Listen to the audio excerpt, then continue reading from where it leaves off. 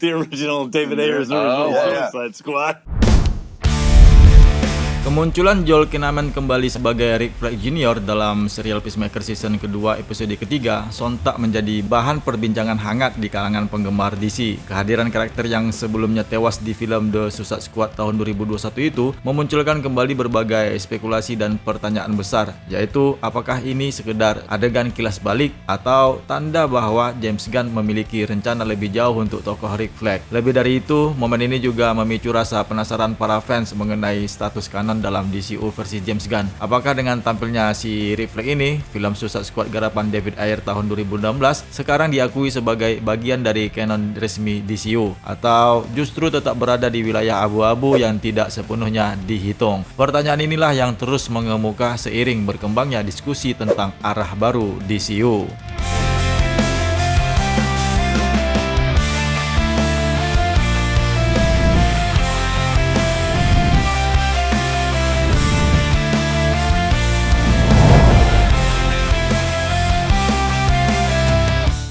Dalam salah satu pembahasan podcast Peacemaker The Official Podcast with James Gunn season kedua episode ketiga, James Gunn memberikan penjelasan menarik tentang hubungan karakter Emilia Harcourt dengan Rick Flag Jr. sekaligus memperjelas bagaimana status kanon semesta DC yang dia bangun setelah peralihan dari DCU lama ke DCU yang baru. James Gunn mengungkapkan bahwa sejak awal serial Peacemaker musim pertama, dia dan istrinya Jennifer Holland yang memerankan Emilia Harcourt sudah mengetahui alasan yang mendasar mengapa Harcourt begitu tidak menyukai Christopher Smith alias Peacemaker, bukan sekedar karena sifat Christopher Smith yang arogan dan menyebalkan, melainkan karena luka personal yang dia bawa, di mana si Peacemaker ini adalah orang yang membunuh sahabat terdekatnya, yaitu Rick Flag Jr. Di dalam misi yang ada di Corto Maltese yang digambarkan di dalam film The Suicide Squad tahun 2021, bagi si Emilia Harcourt sendiri, Rick Flag bukan hanya seorang rekan tim, melainkan mungkin satu-satunya sahabat sejati yang dia miliki. Itulah yang membuat interaksi awal Harcourt dengan Smith terasa begitu dingin, bahkan penuh kebencian. Lebih lanjut, si James Gunn menyinggung situasi yang sering membuat para penggemar bingung, yaitu peralihan antara DCU lama ke DCU baru.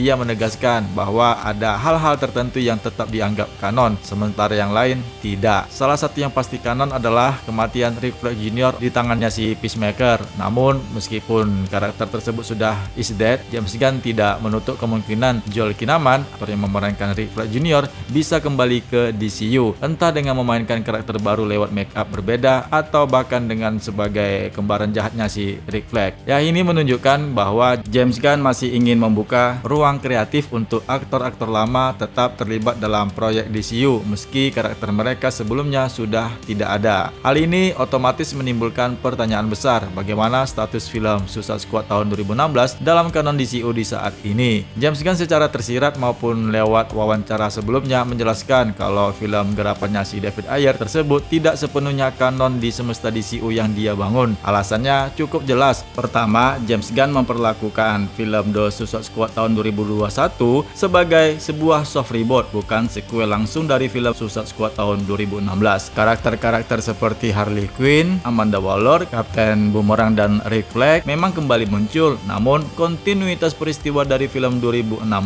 sebagian besar diabaikan. Yang kedua, James Gunn tidak terlalu mengikat dirinya pada detail cerita. Saat menulis The Suicide Squad, dia lebih ingin menghadirkan film yang bisa berdiri sendiri tanpa beban dari film sebelumnya. Dengan demikian, posisi film Suicide Squad dalam DCU bisa dikatakan abu-abu. Ya, film itu tidak dihapus total karena beberapa karakternya tetap muncul kembali, tetapi tidak juga dianggap sebagai bagian penting dari kanon resmi yang sedang dijalankan James Gunn. Sementara itu, film The Suicide Squad dan peristiwa yang terjadi di dalamnya, terutama kematian si Rick Flag Jr., sudah pasti menjadi bagian dari kanon yang mempengaruhi jalan cerita Peacemaker dan perkembangan DCU ke depan. Jadi kesimpulannya dari penjelasan James Gunn tersebut, jelas bahwa fokus utama kanon DCU terkait Suicide Squad yang terletak pada film 2021 dan serial Peacemaker. Nah, sedangkan untuk film Suicide Squad tahun 2016 lebih berfungsi sebagai latar belakang yang longgar, bukan fondasi utama. James Gunn tampaknya lebih memilih untuk menjaga emosi dan kontinuitas karakter, seperti rasa kehilangan Harcourt terhadap Rick Flag, daripada terikat sepenuhnya dengan semua detail film-film yang lama.